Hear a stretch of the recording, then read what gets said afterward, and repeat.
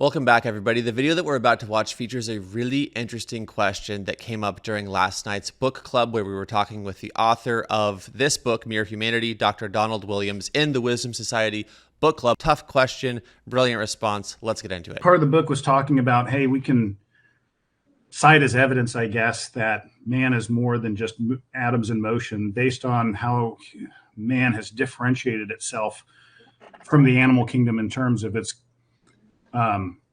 outward workings of complexity and artistic, workings and reasoning and things like that. And I think that for me, it kind of gets a little bit harder and harder to argue from just that main perspective because of the fact that when you talk to scientists, they'll tell you about how humanity goes back into this introduction of a prefrontal cortex, which was like getting a hardware upgrade. And it's kind of like the invention of the computer chip. We could only do so much mathematics before a human limitations, but now, you can have trillions of computations in a minute. And so that was a leap forward in the evolutionary mind in terms of the capability set that was introduced into a species. And then, of course, that species started with a very small, underdeveloped prefrontal. And over millions of years and interbreeding, the old species that were now less cognitive capable would die off and give way to the newer species that through interbreeding of a much more complex and much more capable human species, capable of more artistic and more rational thinking and things like that. And of course, we see like all these DNA and genome studies that kind of show all the different DNA patterns of the interbreeding and things like that throughout the different species that they claim. Were harder to take that kind of approach, particularly with those who are more of a scientific bent, I guess. I think where it really, where the arguments kind of really made sense to me, or started to make sense to me in my journey, was where the complexity and order of the universe is a testament to intelligence.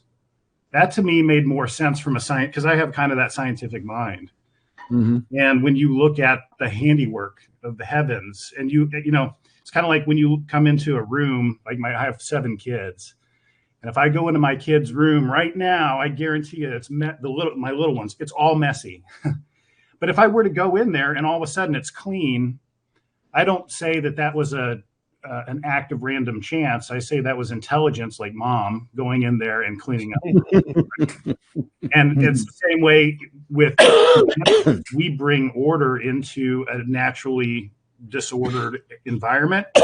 That's evidence that humans were there. And likewise, the order in a pretty chaotic universe of the motions of the planets and things all in order is also kind of evidence of that complexity and order is evidence to me of a higher intelligence.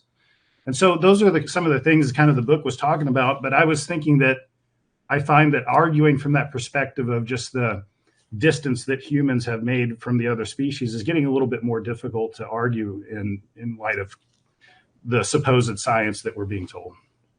Well, we know a lot more about genetics, but the whole mind-brain problem is still there, and they try to talk about the mind as a emergent function of the physical brain. And my best understanding of that is that emergent is like a magic wand you can wave over the material brain to make it suddenly be a mind. Roger Penrose wrote a very interesting book a few decades ago called The Emperor's New Mind. And he argues that it is mathematically impossible for any purely physical computer program to reproduce real human thinking. Unfortunately, I don't know enough mathematics to know if his argument was valid or not. But I find that book really interesting because you people who don't understand linguistics don't understand the between human language and the most sophisticated forms of animal communication. You know, there was a tribe of monkeys that was studied that I read about one time. They discovered these monkeys had a vocabulary of about 60 I won't call them words, 60 sounds that had meaning to the mind of monkey, you know, like danger, food, I'll pick your ticks off if you pick mine. But it wouldn't have mattered if they'd had 600 or 6,000. It still wasn't a language, because no monkey ever put them into a new combination to express a new idea that had never before entered the mind of monkey. And no monkey ever made up a new one to express. And human beings do that all the time effortlessly. I probably just, that last sentence I stated, I probably gave you a string of words that you had never seen combined in exactly that form before, and you understood it effortlessly. You know, it's like the creativity that takes the rudiments of communication and turns them into syntax and language, and what that does to the mind. I'm not convinced that one more convolution in the brain or one more addition to the frontal cortex is sufficient to get us there. It's still a huge gap. And language is so second nature to us that we don't think about what a miracle it is. And I don't use that word lightly. That's Chesterton says, art is the signature of man. And some of the higher animals are certainly very intelligent. You know, a monkey, a chimpanzee, a bonobo will arrange boxes into a pile that he can use to reach a banana suspended from the ceiling. This intelligence and problem solving. He will not arrange those boxes into a symmetrical pattern that he's not getting any bananas out of, just so he can sit back and contemplate it. I mean, that's one of the features of human art, is that it doesn't need a pragmatic justification. It's speaking to something in us beyond our need to physically survive. And I'm not aware of that having been demonstrated in animal species. You know, bird song is song after it's passed through a human brain. To the bird, he's just saying, this is my tree, go find your own. You know, I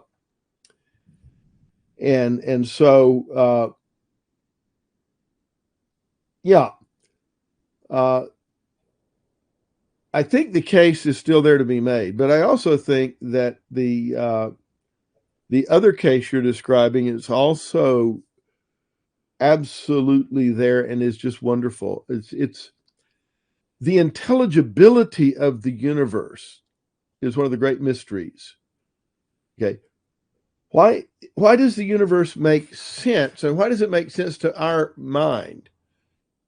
Why can we use mathematics if the universe just is a random chance operation? Why is mathematics capable of describing it and expressing its laws? Mathematics is a mind thing. It's not a thing. So there must have been a mind. Einstein said, I cannot imagine that I'm the first one to think these thoughts about the universe. They're thoughts that correspond to the way the universe works, which points to something like a mind, which is behind the way the thing works. The intelligibility of the universe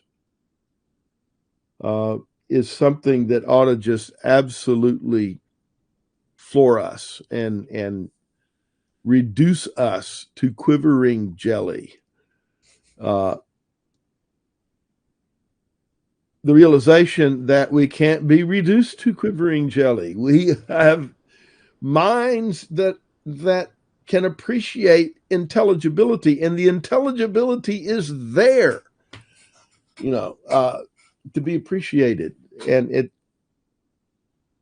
I think theism certainly is a more explanatory description of how that's possible than the alternatives are. The alternatives don't explain anything. They just leave everything unexplained. And instead of believing in God, we're supposed to have this leap of faith that we believe that inert matter is capable of organizing itself into DNA without any outside assistance.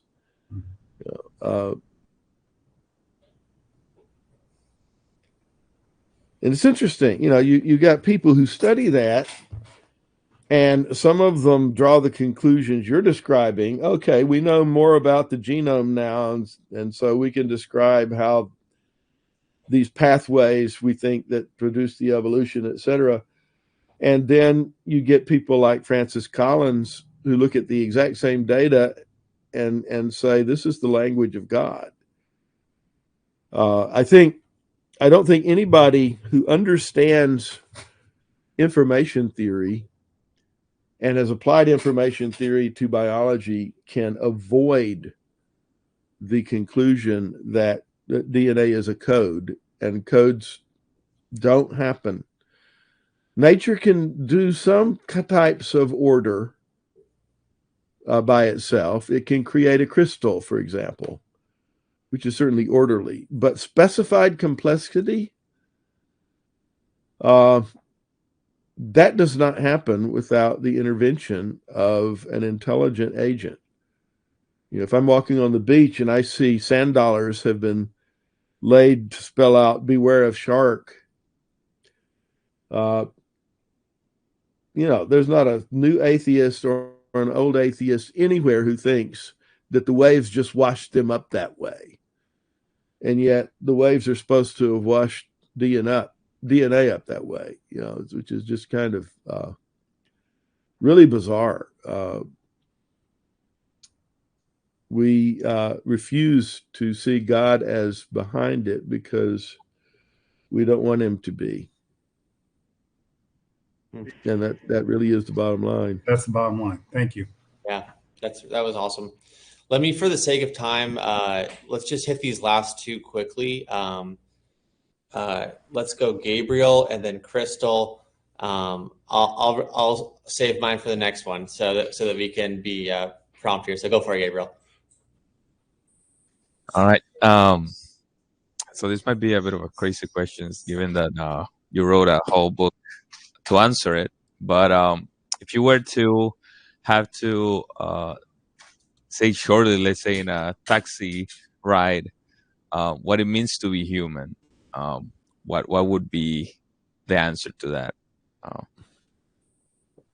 No, my taxi driver asked me what it means to be human, and I've got to explain it before we get to the airport. Well,